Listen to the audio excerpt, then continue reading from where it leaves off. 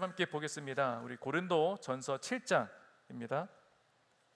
고린도 전서 7장 1절부터 16절까지 말씀을 우리 한 절씩이죠. 다 같이 한 목소리로 합독하겠습니다. 다 같이 읽을게요. 한 목소리로 시작. 이제 여러분이 써보낸 질문에 대해 말하겠습니다. 남자가 여자를 성적으로 가까이 하지 않는 것이 좋습니다. 그러나 음행에 빠지게 하는 유혹이 있기 때문에 남자마다 자기 아내를 두고 여자마다 자기 남편을 두십시오. 남편은 아내에게 남편으로서의 의무를 다하고 아내도 남편에게 그렇게 하십시오. 아내는 자기 몸을 자기 마음대로 하지 못하고 오직 남편에게 맡겨야 합니다. 이와 같이 남편도 자기 몸을 자기 마음대로 하지 못하고 오직 아내에게 맡겨야 합니다. 부부간에 서로 멀리하지 마십시오. 단 기도에 전념하기 위해 얼마 동안 떨어져 있기로 합의한 경우는 예외입니다. 그러나 그 후에는 다시 합하십시오. 이는 여러분이 절제하지 못하는 틈을 타서 사탄이 여러분을 유혹할까 염려되기 때문입니다. 지금 내가 하는 이 말은 권면이지 명령은 아닙니다. 내가 바라기는 모든 사람이 나와 같았으면 좋겠습니다. 그러나 사람마다 하나님께 받은 은사가 달라 이런 사람도 있고 저런 사람도 있습니다. 내가 결혼하지 않은 사람들과 과부들에게는 나처럼 그냥 혼자 지내는 것이 좋겠다고 말하고 싶습니다. 그러나 만일 절제할 수 없다면 결혼하십시오. 정욕으로 불타는 것보다 결혼하는 것이 낫습니다. 결혼한 사람들에게 명령합니다. 이것은 내 명령이 아니라 주의 명령입니다. 아내는 남편과 갈라서지 마십시오. 만일 갈라섰거든 재혼하지 말고 혼자 지내든지 그러지 않으려면 남편과 화해하십시오. 남편도 아내를 버리지 마십시오. 내가 나머지 사람들에게 말합니다. 이것은 내 말이지 주의 말씀은 아닙니다. 만일 어떤 형제에게 믿지 않는 아내가 있는데 그녀가 계속 그와 함께 살고 싶어 한다면 그녀를 버리지 마십시오. 또 어떤 자매에게 믿지 않는 남편이 있는데 그가 계속 그녀와 함께 살고 싶어 한다면 그를 버리지 마십시오. 믿지 않는 남편이 그 아내를 통해 거룩해지고 않는 아내가 그 남편을 통해 거룩해집니다. 그렇지 않다면 여러분의 자녀들도 깨끗하지 못할 것이나 이제 그들은 거룩합니다. 그러나 만일 믿지 않는 사람이 헤어지자고 한다면 그렇게 하게 하십시오. 이런 경우에는 형제나 자매나 얽매일 필요가 없습니다. 하나님께서는 여러분이 평화롭게 살도록 부르셨습니다. 아내여, 당신이 남편을 구원하는지 어떻게 알겠습니까? 남편이여, 당신이 아내를 구원하는지 어떻게 알겠습니까? 아멘. 자, 오늘 이 본문 말씀을 전하려고 준비하는데 굉장히 좀 쉽지 않았어요. 왜냐하면 여긴 다 부부가 있지 않기 때문입니다. 부부도 있고 대부분 이제 싱글들이기 때문에 이 말씀을 어떻게 전해야 될까 정말 고민을 많이 했어요. 그런데 어쨌든 여러분의 관심사 중에 1순위라고 할지 모르겠지만 아마 대부분은 이 결혼에 대한 이야기가 아마도 관심이 많이 있을 거기 때문에, 왜냐하면 지난주에 우리 1주년이었을 때 밑에서 우리 타운홀 했지 않습니까? 타운홀 할 때 누가 올렸는지 모르겠지만 하나의 어떤 강의했으면 좋겠다. 여기에 결혼에 관련된 내용이 있었습니다. 그래서 언젠가 결혼 예배학교를 해야지 했는데 잘 됐습니다. 나중에 하겠지만 그래도 그 내용 가운데 일부를 함께 오늘 나누려고 합니다. 얼마 전에 제 아내가 몇 년 전인가 2년 전인가 제 아내가 갑자기 어떤 한 질문을 하더라고요. 아마 저는 자매들이 질문한다고 할 때는 긴장이 돼요. 도대체 무슨 것을 유도할까? 그래서 아내가 이런 얘기를 했습니다. 여보, 만약에 내가 죽고 당신이 재혼을 한다면 나중에 죽었을 때 어느 아내 옆에 묻힐 거냐? 자, 여기 나중에 물어보지 마세요. 저 이거 굉장히 싫었어요. 이 대답이 잘못 대답하면 내가 굉장히 좀 이렇게 안 되겠더라고요. 어쨌든 저는 당연히 당신 곁에 묻혀야지 이게 답인 줄 알았어요. 아니더라고요. 이게 재혼을 왜 하냐는 겁니다. 그래서 그렇구나. 제가 굉장히 깜짝 놀랐습니다. 이게 대답이 전혀 생각지 못했던, 그게 혹시 답일까라 생각지 못했던 재혼을 왜 하나. 자, 우리 부부들 잘 기억해 두십시오. 재혼하시지 말라는 건 아니지만 그 아내의 말을 잘 들을 필요가 있다. 자, 우리는 고린도전서 1장부터 6장까지 지금까지 교회 안에서 복음과 전혀 상관없는 그런 다툼이나 서로에 대해서 비방하거나 서로에 대해서 지적했던 그런 이야기들 속에서 바울이 전했던 복음, 그 십자가의 복음이 가장 중요하고 그 복음을 제대로 이해한다면 어떻게 다툼이 있고 미움이 있을 수 있느냐, 한 몸 지키기도 바쁜데 그런 말씀을 함께 나누었죠. 거룩한 성전으로서 성령께서 거하시는 거룩한 삶을 우리는 살아야 하는데, 그것에 그렇게 삶을 바치는 것에도 시간이 없고 그 부족한데 어떻게 엉뚱한 것에 당신의 마음을 쏟을 수 있느냐라는 말씀을 함께 나누었죠. 자, 오늘부터는 이제 7장부터는 마지막 16장까지 각 장마다 주어진 질문에 대한 대답을 바울이 하는 구조로 되어 있습니다. 특별히 교회 안에서 일어날 수 있는 여러 가지 문제들이 있어요. 여러분이 고민하고 있었던 신앙적인 문제들도 아마 이 안에 담겨져 있을 수도 있습니다. 신앙생활하는 가운데 충분히 할 수 있는 질문들, 생각나는 질문들이 이 고린도 전서에는 많이 담겨져 있기 때문이죠.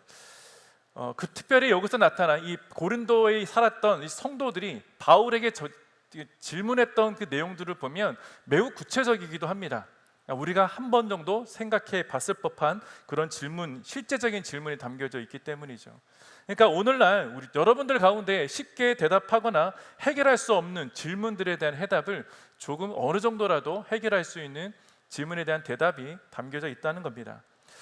각 장의 중요한 질문들을 오늘 다 살펴보진 않겠지만 이제 앞으로 살펴볼 텐데, 주제적인 것들을 크게 한번 나눠보면 7장은 오늘 함께 읽었던 말씀처럼 결혼에 대한 이야기입니다. 그러니까 결혼에 대한 이야기인데 그 안에 이혼에 대한 이야기도 있고 독신에 대한 이야기도 있죠. 그러니까 남녀 간의 관계에 대한 성적인 그런 질문에 대한 이야기도 있습니다. 자, 8장부터 10장까지는 우상에게 바쳐진 음식 문제가 질문이었어요. 이걸 먹어야 되느냐 말아야 되느냐, 제사 드렸는데 그 제사 음식을 먹을 수 있냐 먹지 말아야 하느냐라는 그 질문이었다는 것이죠. 그리고 11장에 가서는 예배에 관련된 질문을 함께 살펴보게 될 겁니다. 그리고 12장부터 14장, 아마 여러분들이 주로 교회 오래 다니셨던 분들은 많이 들어보시고 많이 다루었던 은사, 성령의 은사 사랑장입니다. 그리고 15장은 부활과 관련된 질문입니다. 부활. 마지막 16장은요 연보에 대한 이야기인데 곧 헌금에 대한 관련된 본문이 담겨져 있습니다. 자, 우선 오늘 함께 읽었던 이 본문 7장 1절부터 16절까지의 말씀은 결혼과 이혼의 이야기가 좀 주로 다루어지게 될 겁니다.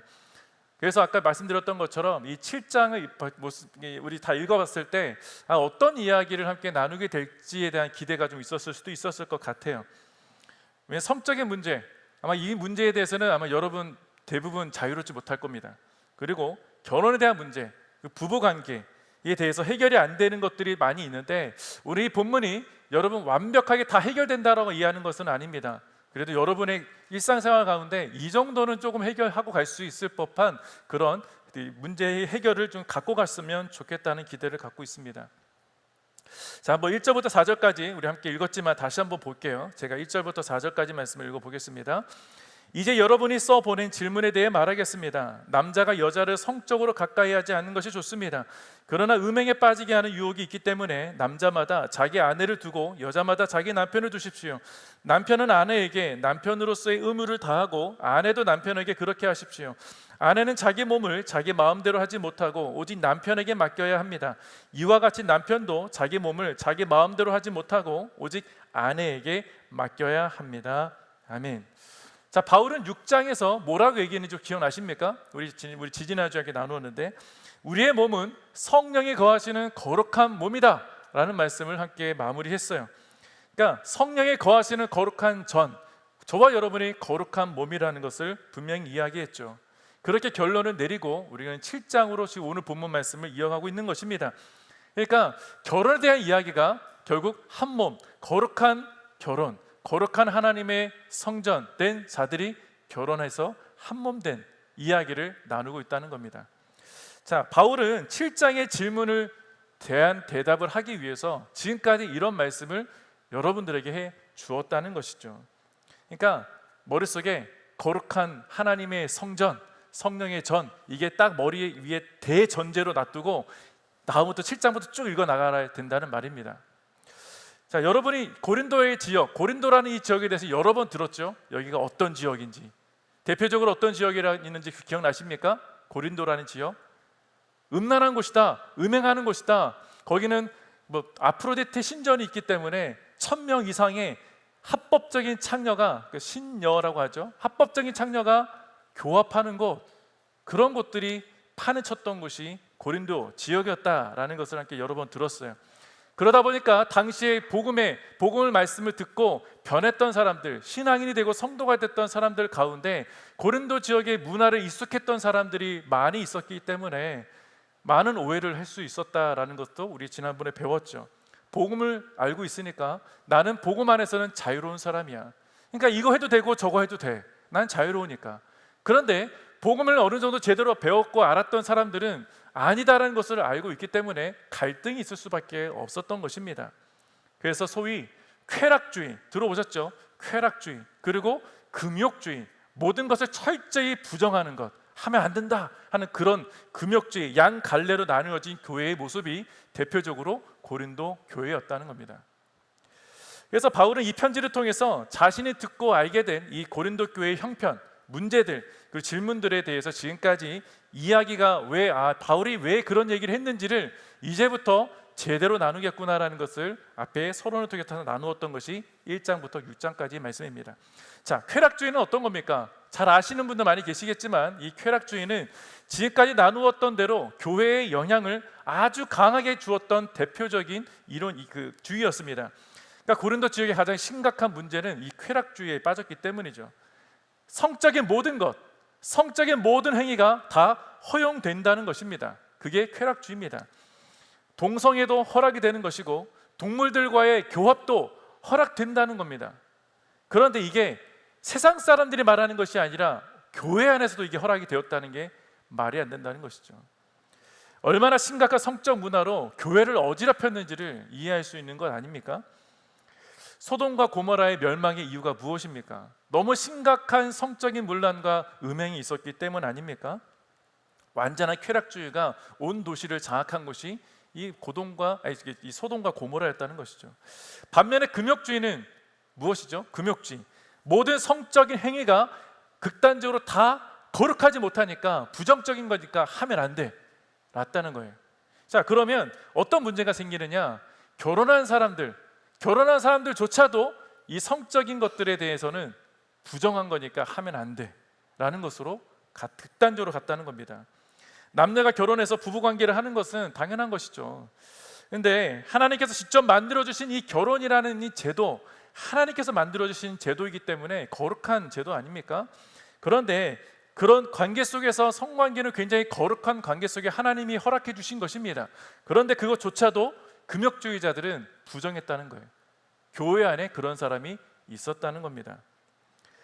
그러니까 결혼한 사람들조차도 성관계 하는 것, 그런 성적인 어떤 그런 것들이 아내와 남편에게 하는 모든 것들도 다 거룩하지 못한 것으로 생각하게 만들었다는 것이 금욕주의다. 그러니까 너무 지나치게 해석했던 것 아닌가라는 것이죠. 그래서 오늘 본문을 통해서 여러분이 이제 신앙인으로서 건강한 부부관계, 건강한 남녀 관계는 어떤 것인지를 조금 함께 나누겠습니다. 자, 사실 인간에게 있어서 사람이라면 성적인 유혹을 당연히 받게 될 수밖에 없어요. 누구나 피할 수 없는 유혹인 것이죠. 여러분 가운데 심리학을 하고 계시고 신경 정신과적으로 계신 분이 계실지 모르겠는데 사람마다 개인차는 있다고 합니다. 예전에 제가 어떤 분에게 강의를 들었던 것이 있었어요. 그분이 이런 얘기를 하더라고요. 남자는 성적으로 언제 흥분하게 되느냐? 제가 오늘 성경 시간은 아니지만 그래도 짧게 들어오시면, 남자는 시각을 통해서 성적 자극을 느낀다고 해요. 여자는 그럼 어떻게 되느냐? 여자는 청각과 촉각을 통해서 자극을 받는다고 합니다. 개인차는 있을 수 있대요. 누구나 그렇다는 건 아니지만 개인차는 있을 수 있다. 그러니까 성적인 자극에서 자유롭긴 어렵다는 말을 이야기하는 겁니다. 누구나 성적인 유혹을 받게 되면 다 자극을 받게 된다는 말이죠. 그래서 이 부분을 조심해야 한다는 것을 바울은 분명하게 이해하고 싶었던 거예요. 누구나에게 열려있는 유혹, 그 유혹에 대해서 우리는 감당하기 쉽지 않다는 것을 이야기하고 싶었던 거 아니겠습니까? 자칫하면 서로 음행에 빠지게 되는 유혹에 넘어갈 수 있기 때문이죠. 자, 혼전순결이라는 말 들어보셨을 겁니다. 혼전순결. 여러분들 가운데 혼전순결을 지금까지 지켜오셨던 분, 제가 손들라 얘기하지 않을게요. 계실지는 모르겠습니다. 저는 혼전순결 지키신 분들 계시다면 정말 축복합니다. 어떻게 지금까지 그걸 다 견디셨는지 참 대단한 분이들이다 생각을 해요. 오늘날 우리 주변에 그만큼 우리의 마음을 혼탁하게 하고 흔들어 버리고 유혹하는 것들이 너무 많이 있는 것 아니겠습니까? 그런 얘기가 있다는 것이죠. 과거에는요, 그런 성적인 것들, 우리를 유혹할 만한 것들이 대놓고 있지는 않았어요. 음지에 있었죠. 우리가 억지로 찾아가야만이 그거를 살 수 있거나 할 수 있거나 발견할 수 있지만, 지금 오늘날은 어떻습니까? 그냥 버젓이 인터넷에 다 공개되어 있어요. 제가 요즘, 저는 원래 페이스북을 잘 안 하긴 하지만 페이스북이나 인스타에 들어가면 제가 검색한 적이 한 번도 없고 남긴 적이 없는데 이상한 것들이 올라와요. 이상한 것들이. 저는 제 딸이 인스타를 하기 때문에 제 딸과 소통하기 위해서 인스타에 들어갔다가 너무 깜짝깜짝 놀랄 때가 많이 있습니다. 이게 이렇게 쉽게 노출된다고? 여러분은 어떻습니까? 쉽지 않은 거예요.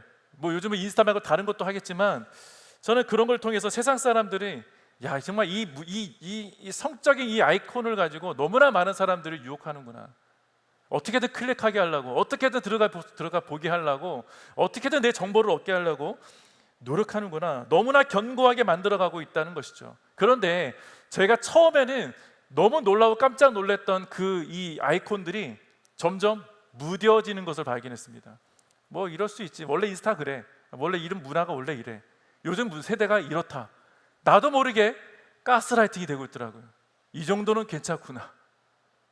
제 아내도 깜짝 놀라는 거예요. 제가 인스타를 이렇게 뭐 자주 보는 건 아니지만 제 딸이 뭐를 올리면 봐야 되잖아요. 그래도 딸과 소통해야 되니까. 그럼 보면 아내가 옆에서 보다가 놀랄 때가 있어요. 당신 그런 거 봐?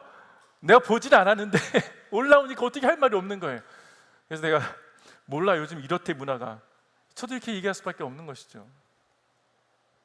우리는 그런 시대에 살고 있습니다. 오해 받을 만한 그런 문화에 살고 있는 것이죠.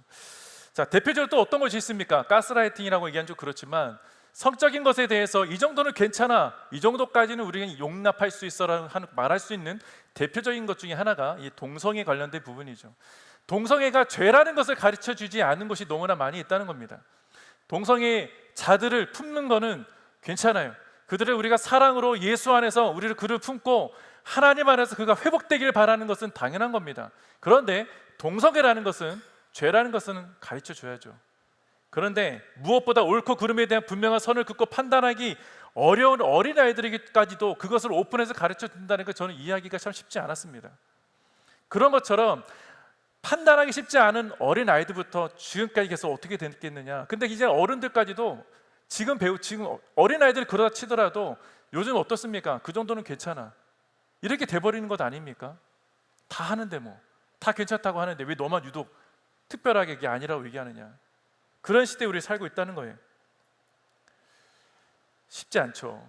거부하고 싶어도, 내 눈이 거부하고 싶어도 그냥 나와 있는 거예요. 그냥 화면에 딱 뜨게 되고. 여러분의 생각과 시선을 충분히 빼앗길 만한 것들이 우리 주변에 너무 많이 있지 않습니까? 물론 여러분들은 공부를 많이 하고 계시고 그러면 그런데 할 시간이 없는 분도 계시겠죠.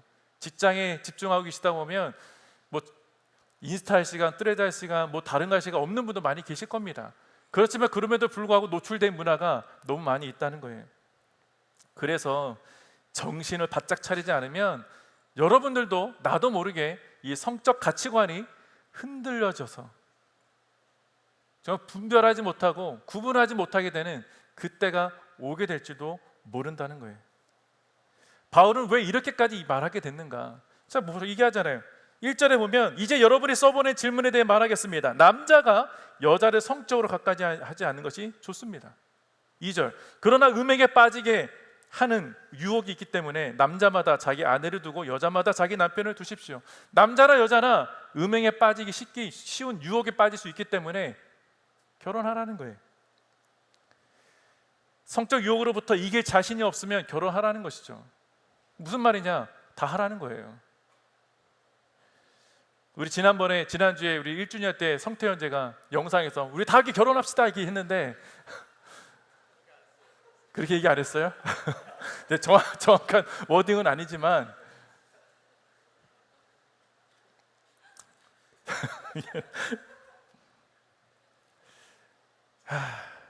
참 쉽지 않습니다. 진짜로. 제가 이 말씀을 저기 준비하면서도 너무 어려웠던 것 같아요. 이런 얘기도. 성적 유혹부터 이기 자신이 없으면 결혼을 하라는 말을 바울은 분명히 하고 있는 것인데, 자칫하면 성적인 것 때문에 문제는 이거예요.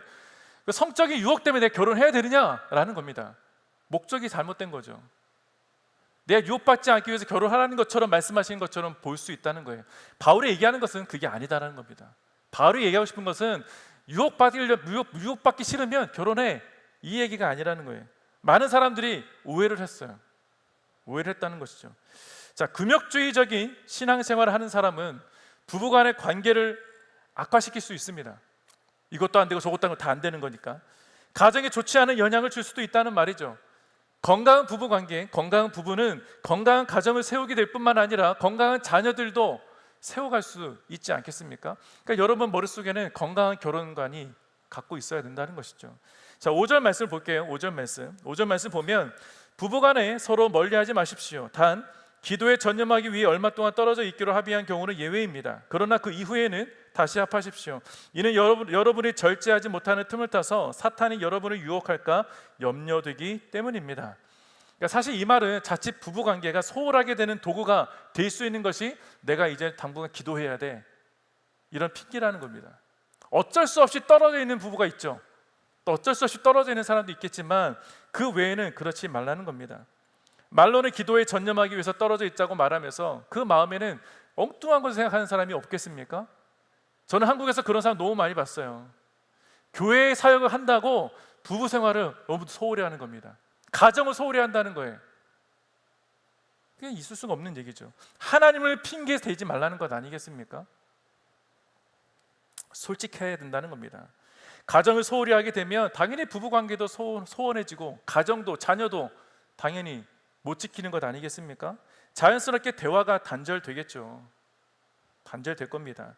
그 핑계거리가 저는 교회 사역이나 신앙과 관련되지 않기를 바랍니다. 하나님 앞에 거짓말하지 않길 바란다는 거예요. 차라리 그런 거짓말을 할 바에는 바울은 뭐라고 합니까? 그냥 나처럼 독신으로 살아, 그렇게 얘기하고 있는 것처럼 보여요. 하지만 이 독신에 대한 이야기도 잘 해석해야 하는 것이 바울은 독신주의가 낫다라고 이해하는 것이 아니에요. 자, 6절 7절 볼게요. 6절 7절.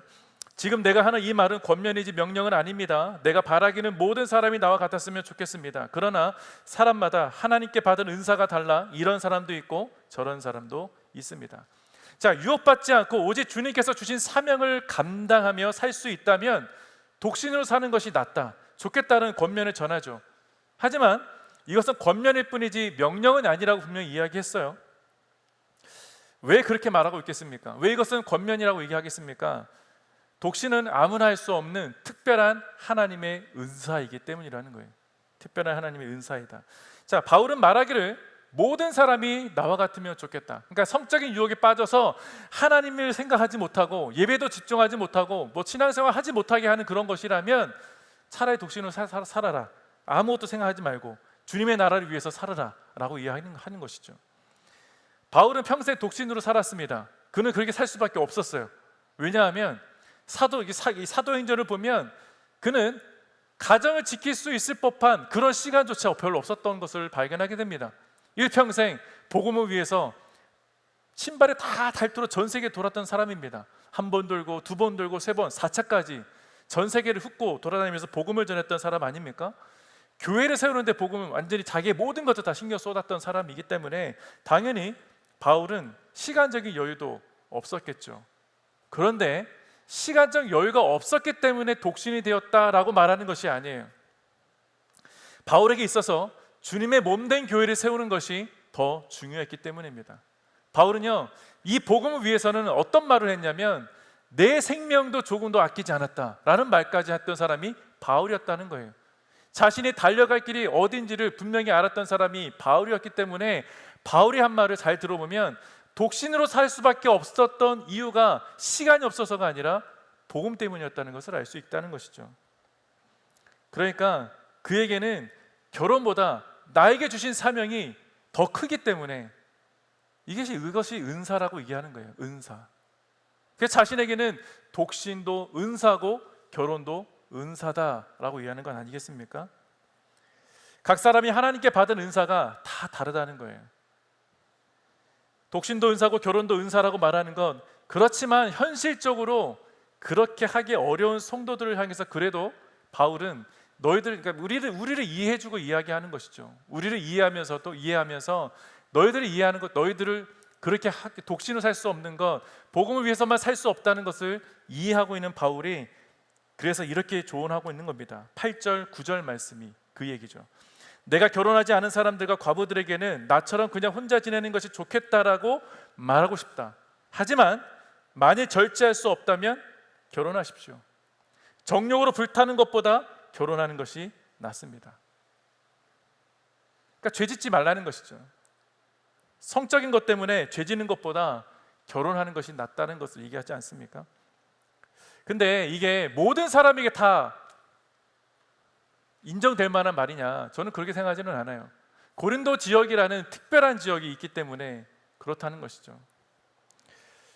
우리가 주님 안에서 거룩한 관계를 갖기 위한 시작은 여러분의 연약함을 인정하는 것입니다. 여러분들, 우리는 다 얼굴 보면 다 정상적인 사람이잖아요. 다 괜찮은 사람들이고 내 마음에 뭐가 있는지 아무도 모르잖아요. 그런데 하나님께서 우리에게 허락하신 이 결혼이라는 이 제도는 우리가 거룩하게 지켜야 하는 제도라는 거예요. 이 결혼이라는 것. 그래서 결혼은 거룩한 것이라고 하나님께서 성경을 통해서 우리에게 말씀하고 있는 것 아니겠습니까? 내가 인정해야 될 건 뭐냐? 내가 유혹을 이길 수 없다는 것을 인정하라는 거예요. 내가 유혹을 이길 수는 없다. 그렇지만 그것이 이유가 돼서 결혼하라는 것이 아니라 이 결혼이라는 하나님께서 허락하신 거룩한 제도 안에서 내가 온전하게 하나님 안에서 한 몸 되는 것을 이뤄가는 것은 성경이 허락하신 제도라는 것을 기억해라는 것이죠. 결혼을 쉽게 생각하는 분들은 없을 겁니다. 여러분들 가운데 결혼하고 싶어도 결혼 못하는 사람도 있어요. 여러 가지 시간적인 제약 때문에 또 다른 여러 가지 문제 때문에 못한 분도 계시겠지만 이 결혼이라는 것이 어느 일방적인 한 사람의 결정으로 될 수 있는 것 아니지 않습니까? 서로를 이해해야 될 뿐만 아니라 서로의 다름도 인정해야 하는 것이 결혼이에요. 그러니까 결혼하실 때 넌 나만 봐, 내가 다 해줄게 이래가지고 결혼할 사람이 얼마나 있겠어요. 그렇게 속아서 결혼하신 분도 계시겠지만 그렇지 않은 분도 있겠죠. 서로의 다름을 인정하고 무엇보다도 각자가 원하는 비전이 있을 겁니다. 각자가 원하는 꿈도 있을 거예요. 다른 비전과 꿈을 꿈을 꾼다 할지라도 그 꿈을 서로 지지해주고 응원해주고 그리고 서로 같은 곳을 향해 갈 수 있도록 서로 격려하는 것이 결혼입니다. 최근 저희 공동체 안에 결혼한 형제 지체들이 많이 있어요. 어제도 결혼했고 또 최근에 몇 사람이 계속 커플을 되고 결혼도 하고 있습니다. 또 앞으로 결혼을 앞둔 지체들 있고 현재 결혼을 해서 부부로 있는 지체들, 결혼의 계획을 가지고 있는 지체들도 있습니다. 모두에게 오늘의 말씀이 하나님의 지혜를 얻게 되는 축복의 시간이 됐으면 좋겠습니다. 10절부터 13절 말씀을 볼게요. 결혼한 사람들에게 명령합니다. 이것은 내 명령이 아니라 주의 명령입니다. 아내는 남편과 갈라서지 마십시오. 만일 갈라섰거든 재혼하지 말고 혼자 지내든지 그렇지 않으면 남편과 화해하십시오. 남편도 아내를 버리지 마십시오. 내가 나머지 사람들에게 말합니다. 이것은 내 말이지 주의 말씀은 아닙니다. 만일 어떤 형제에게 믿지 않는 아내가 있는데 그녀가 계속 그와 함께 살고 싶어 한다면 그녀를 버리지 마십시오. 또 어떤 자매에게 믿지 않는 남편이 있는데 그가 계속 그녀와 함께 살고 싶어 한다면 그를 버리지 마십시오. 이혼에 관련된 부분입니다. 해야 되느냐 말아야 되느냐. 자, 바울은 주님의 명령, 예수님의 명령이죠. 예수님의 명령과 자기의 말을 구분해서 이혼에 관한 의견을 이야기합니다. 복음서에 보면 예수님께서 이혼에 관해서 말씀해 주신 본문이 있어요. 구약의 모세가 명령한 이혼에 대한 이야기가 있는데 그 명령을 예수님께서 해석해 주신 내용입니다. 마태복음 19장 3절부터 6절까지 말씀입니다. 바리새파 사람들이 다가와 예수를 시험하려고 물었습니다. 이유가 된다면 사람이 그의 아내를 버리는 것이 적법한 것입니까? 예수께서 대답하셨습니다. 너희는 사람을 창조하신 분이 처음에 남자와 여자로 지으셨다라는 말씀과 그러므로 남자가 자기 부모를 떠나 아내와 연합해 둘이 한 몸이 될 것이다 라는 말씀을 읽어보지 못했느냐? 그러므로 그들이 이제 둘이 아니라 하나다. 하나님께서 짝지어 주신 것을 사람이 갈라놓지 못한다. 자, 이게 예수님의 말씀이고 예수님의 명령입니다. 자, 예수님의 명령은 무엇입니까? 어떤 결혼이라 할지라도 하나님께서 둘이 아니라 한 몸 되게 하셨기 때문에 사람이 갈라놓지 못한다. 하지 말라는 거죠. 쉽지 않죠. 결혼은 하나님 안에서 한 몸이 되는 거룩한 관계라는 것을 분명히 말씀하고 계십니다. 그래서 이 거룩한 이 제도를 이혼이라는 것으로 인해서 더럽히지 말라는 이야기예요. 자, 예수님의 이 말씀에 그렇다면 이후에 바리새파 사람들이 뭐라고 얘기했느냐? 그렇다면 모세는 왜 이혼 증서를 줘서 아내와 헤어지라고 했습니까? 라고 물었을 때 예수님의 대답은 매우 충격적입니다. 예수님의 그 이유에 이렇게 대답하셨어요. 그 이유는 너희 마음이 완악하기 때문이다 라고 얘기해요. 그러니까 우리 마음에 결혼이라는 거룩한 이 거룩함을 지키고자 하는 마음이 없기 때문 아니냐라는 거예요. 그 마음이 없고 사랑이라는 것을 왜곡해서 바라보는 시선이 있기 때문이라는 지적 아니겠습니까? 한마디로 자신의 욕심을 위해서 하나님께서 제정하신 거룩한 제도인 결혼을 가볍게 여기는 그 마음이 존재했기 때문이다 라는 말씀을 지적하고 계시다는 것이죠. 저는 이 말씀을 묵상하면서 솔직히 여러분들 가운데 이 말씀이 굉장히 어렵게 시험거리로 다가오시는 분이 계실 거다라고 저는 생각합니다. 왜냐하면 여러분들 가운데는 깨어진 가정이 있을 수 있기 때문이에요. 우리 부모님의 아픔 때문에 이혼한 가정도 있죠. 그래서 굉장히 이 말씀을 전하면서 이 말씀을 스킵할까 막 이런 생각도 했었습니다. 부모님의 아픔이나 혹은 피치 못할 사정으로 인해서 가정이 깨어지는 깊은 상처를 갖고 있는 지체들이 분명히 여러분들 가운데 있어요. 제가 아는 분도 계시고. 하나님의 기준으로는 제가 이 말씀을 가지고 타협할 수는 없죠. 주님의 말씀에 명령도 있으니까. 그렇다고 해서 성경이 이혼하지 마라 무조건 이렇게 이해하는 것은 아니에요.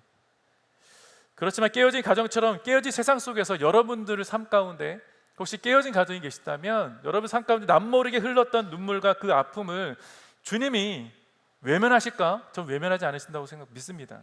외면하시는 것이 아니라 어떤 상황 가운데 있다 할지라도 주님께서 여러분을 찾아가셔서 그리스도의 십자가 복음의 은혜로 깨어진 그 마음을 위로해 주시고 치유하시는 놀라운 은혜가 있을 거라고 저는 믿습니다. 자, 이어서 말씀을 전하면 바울은 예수님의 말씀을 그대로 형제 자매들에게 전했던 것이죠. 이혼했으면 재혼하지보다는 혼자 지내라고. 혼자 지낼 수 없다면 남편과 화해하라고. 깨어지지 말라는 것이죠. 혼자 살 자신이 없고 또 성적인 유혹에 빠질 것 같으면 이혼하지 마. 그냥 같이 살라는 겁니다. 그래서 결혼의 거룩함을 어떤 방식으로든 지킬 수 있다면 지켜라 라는 말씀하고 있는 건 아닙니까? 자, 이 교훈을 전한 후에 바울은요 예수님의 명령하심과 더불어서 예수님의 가르침이 없었던 여러분의 상황에 대한 조언도 덧붙여주는 배려를 하고 있습니다.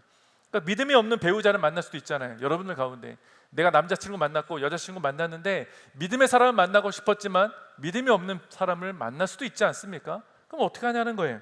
그에 대한 대답도 바울은 하고 있습니다. 사실 믿음의 배우자를 만나서 결혼하고 싶은 것이 여러분의 마음의 소원 아닙니까? 기대일 수 있어요. 소망일 겁니다. 많은 경우 믿음이 없는 배우자를 만나서 결혼한 후에 말이 들었을 거예요. 그러나 결혼했더니 너무 힘들었어. 고통과 고통 가운데 남모르게 흘렀던 눈물들이 참 많았던 분들도 많이 있습니다. 제 주변에도 그렇게 만나서 지금도 힘들어하는 청년들 부부가 한국에서 가끔 연락이 오기도 합니다. 한숨을 내쉬기도 하죠. 왜 저한테 연락이 오느냐? 제가 주례를 했기 때문이에요. 제가 주례하면서 제발 예수를 영접할 수 있게, 그러니까 제가 복음을 전하기도 했고 분명히 제 앞에서는 믿겠다고 했는데 교회를 안 나가게 되는 경우도 있을 수 있어요. 결혼을 위해서, 이 여자를 찾기 위해서, 혹은 이 남자를 찾기 위해서 신앙을 이용했던 사람도 있었다라는 겁니다. 물론 그 당시는 실제 예수님을 영접했다고 저는 믿어요. 그러나 그 이후에 바뀌었을지도 모르겠습니다만, 좋은 사람이라고 생각하고 만나보니 믿음이 없는 사람도 있을 수 있죠. 그런데 사랑이라는 걸 생겼어요. 사랑이 생기면 헤어지기 쉽지 않지 않습니까? 부모님들이 믿음 없는 사람하고는 안 돼, 헤어지기 쉽지 않아요. 믿음이 생기기를 바라는 마음에 많은 노력도 하죠. 근데 억지로 교회까지 끌고 나왔던 한 분도 계실 겁니다. 근데 그 과정 중에 얼마나 많은 갈등과 싸움이 있었겠습니까? 참 쉽지 않은 것 같아요. 사랑하게 된 사람이 믿음이 없다는 이유로 헤어지는 것도 너무 어렵죠. 사람의 마음이 그렇게 쉽게 잊어버리고 끊어낼 수 있을 법한 그렇게 모진 마음도 아니지 않습니까? 그러니까 사랑이라는 것이 참 그래서 어려운 것 같습니다. 바울은 그런 이들에게도 이렇게 전하고 싶은 말이 있었던 것이죠. 그래서 바울이 예수님의 말씀에 덧붙여서 조심스럽게 전했던 이유는, 이것은 나의 말이지 주님의 명령은 아닙니다 라고 가로치고 얘기했던 거예요. 일반적인 상황에서 영적 스승으로서의 조언을 고린도의 성도들에게 주고자 했던 것 아니겠습니까? 저와 여러분이 동일하게 주고자 했던 것이죠. 바울이 전하고자 했던 메시지는 매우 정확합니다. 믿지 않은 배우자가 계속해서 나와 살고자, 여러분과 살고자 한다면 믿는 자가 먼저 떠나지 마라 라고 이야기하는 거예요. 그러니까 다시 말해서 신앙과 믿음이 이혼을 정당화할 수 없다라는 것이죠. 자, 왜 이렇게까지 말씀하셨나? 바울이 왜 이렇게까지 말씀하셨나? 계속해서 14절부터 16절 말씀을 볼게요. 14절 16절. 믿지 않은 남편이 그 아내를 통해 거룩해지고 믿지 않은 아내가 그 남편을 통해 거룩해집니다. 그렇지 않다면 여러분의 자녀들도 깨끗하지 못할 것이나 이제 그들은 거룩합니다. 그러나 만일 믿지 않는 사람이 헤어지자고 한다면 그렇게 하게 하십시오. 이런 경우에는 형제나 자매나 얽매일 필요가 없습니다. 하나님께서는 여러분이 평화롭게 살도록 부르셨습니다.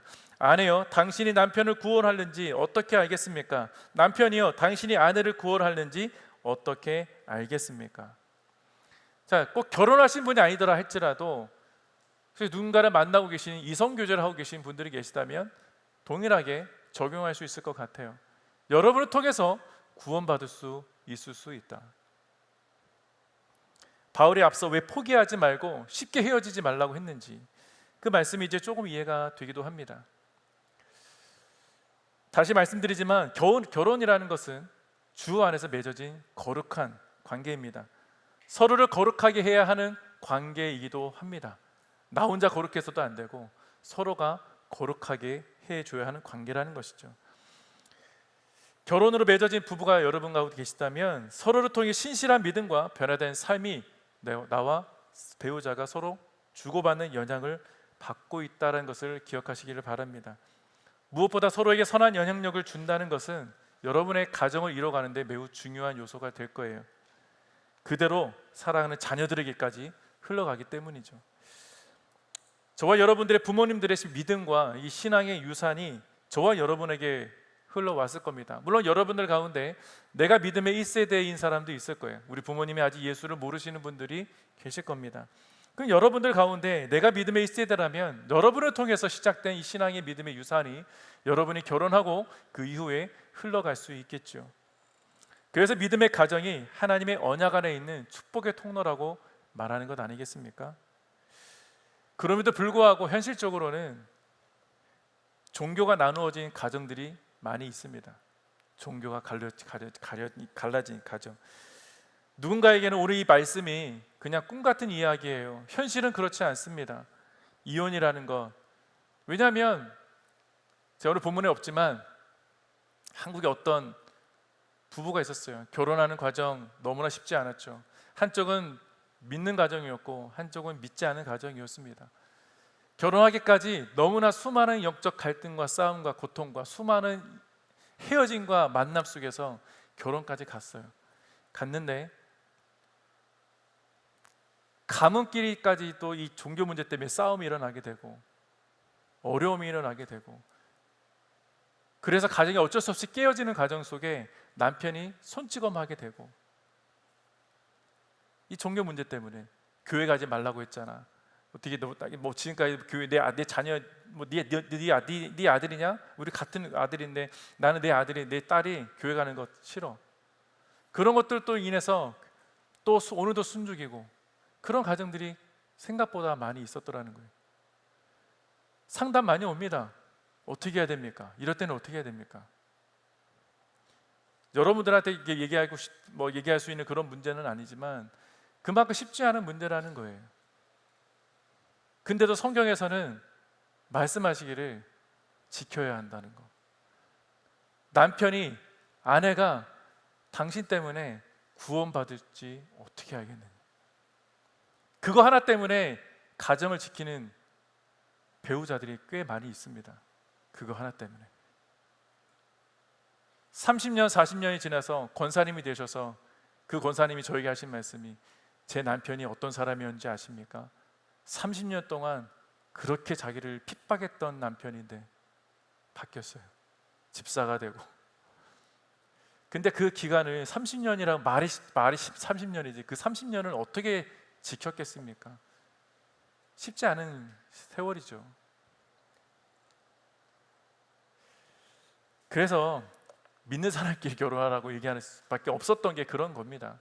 가능한 믿음 안에서 한 믿음 공동체 안에 결혼하는 게 편하다, 좋다. 편하다는 건 아니죠. 참 제가 여러분에게 이게 얘기하는 것도 참 쉽지 않아요. 제가 이렇게 떠듬떠듬 얘기하는 게 참 어려운 말이기 때문입니다. 그런데 이 말도 우리가 오해하지 말아야 될 거, 종교적, 신앙적 갈등으로 인해서 헤어지자고 해서 무조건 갈라서라고 말씀드리는 것도 아니고 무조건 견디라고 말씀드리기도 참 쉽지 않은 말씀입니다. 그렇지만 앞에서 말한 것을 우리가 좀 잘 이해하고 있다면 이 문맥은 얽매일 필요는 없지만 믿음을 가진 우리가 불편한 관계와 가정 안에서 바라봐야 할 것들이 있다라는 것, 결혼이라는 것 하나님께서 거룩한 게 만들어 주셨던 제도라는 것을 기억하면서 여러분이 남녀간의 이성 교제와 또 결혼 생활을 그렇게 거룩하게 이루어가는 그 말씀을 잘 기억하셨으면 좋겠습니다. 그래서 바울이 마지막 16절에서 이야기한 것을 조금 잘 묵상할 필요가 있어요. 16절 말씀을 제가 다시 읽어드리면 아내여 당신이 남편을 구원하는지 어떻게 알겠습니까? 남편이여 당신이 아내를 구원하는지 어떻게 알겠습니까?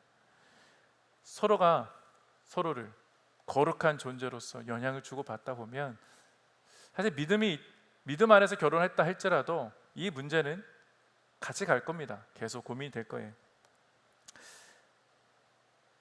배우자가 구원을 얻게 될지 아무도 알 수 없기 때문에 인내함으로 소망을 품으라는 이 권면의 말씀을 여러분이 살면서 지켜나가기를 축복합니다. 네, 사랑하는 위인 청년 여러분, 오늘 본문이 단순히 결혼한 사람들에게만 전해지는 메시지가 아닙니다. 싱글인 성도들에게도 동일한 교훈을 주시는 말씀이죠. 세상은 육체적인 사랑을 갈망합니다. 세상은 육체적인 사랑을 갈망하고 세상의 조건을 따르도록 우리를 가르쳐 주고 있습니다. 그리고 세상이 원하는 사랑의 방식으로 가라고 끊임없이 우리를 권면하고 유혹하죠. 가스라이팅 합니다. 괜찮다고. 이 정도는 괜찮아. 이 정도 누구나 다 하는 거니까. 하지만 신앙 안에 있는 저와 여러분은요, 건강한 성경적 이성 교제, 건강하게 하나님께서 말씀하신 이 결혼관을 가지고 있어야 합니다. 제가 오늘 다 다루진 못했지만 언젠가 제가 한번 성경적 결혼관에 대한 이야기를 함께 나누게 될 거예요. 신앙 안에 있는 우리들이 정말 건강한 이성 교제를 하려면 어떻게 해야 되느냐, 어떻게 우리 신앙 안에서 결혼을 잘 유지할 수 있을까? 세상에서는 육체적인 사랑이나 정신적인 사랑을 말하지만 성경은 하나님의 언약 안에 있는 사랑으로 거룩한 관계를 세워가는 것이 하나님의 사랑관이라고 이야기합니다. 그래서 6장 말미에 거룩한 성전된 몸에 관한 말씀을 우리가 들어야 했던 것이죠. 나는 하나님 성령이 거하시는 거룩한 몸이고 거룩한 성전이다. 거룩한 성전들이 만나면 거룩하게 되는 것이죠. 하나님께서 원하시는 것은 무엇일까? 저와 여러분 모두가 주 안에서 거룩한 성도라는 것, 거룩한 관계 안에 맺어진 한 몸이라는 것을 분명하게 말씀해 주고 계시다는 것이죠. 우리의 모든 관계, 부부이든 친구든 어떤 관계든지 우리는 거룩하게 하나님 안에서 한 몸 되어서 지어져 가는 존재들입니다. 십자가로 저와 여러분의 거룩을 이루어 주셨기 때문이죠. 그래서 우리 모두가 주 안에서 거룩한 관계를 세워지기를 진심으로 축복합니다. 그리고 현재 부부로 살아가는 이들은 더욱 그리스도 안에서 힘써 거룩함을 이루어 가시기를 축복합니다. 결혼을 앞두고 있는 지체들이나 아직 누군가를 만나지 못했지만 기대하고 있는 형제 자매들도 하나님 안에 있는 그 계획 안에서 만나게 될 배우자들을 기대하고 소망하면서 거룩한 주의 자녀로서 이 땅을 살아가는 우리 모두가 되시기를 주님의 이름으로 축복합니다. 네, 오늘은 뭐 적용 찬양 이런 건 하지 않을게요. 우리 함께 기도했으면 좋겠습니다. 부부들은 둘이 손잡고 기도하십시오. 서로가 하나님의 거룩한 존재로서 우리 함께 이 결혼을 지켜나가기를 서로를 위해서 기도해 주십시오. 그리고 지금 배우자를 기다리는 분들, 그 배우자를 기도를 놓고 있는 우리 청년들, 혹은 우리 부모님 위해서 기도하고 있는 청년들도 있죠. 우리 부모님 위해서도 기도해 주십시오. 혹은 깨어진 가정이 있다면 그 깨어진 가정의 아픔 주님이 아십니다. 십자가의 은혜로 치유해 주실 거예요. 그리고 서로를 아껴 주십시오. 내가 거룩한 주님의 성도로서 사랑해 주고 그 사랑을 잃지 않고 거룩하게 이 관계를 계속해서 이뤄갈 수 있는, 계속 거룩한 관계를 세워가는 우리가 될 수 있도록 해달라고 우리 함께 이 시간에 잔잔하게 우리 주님 앞에 기도하며 나가십시다. 함께 기도하십시다.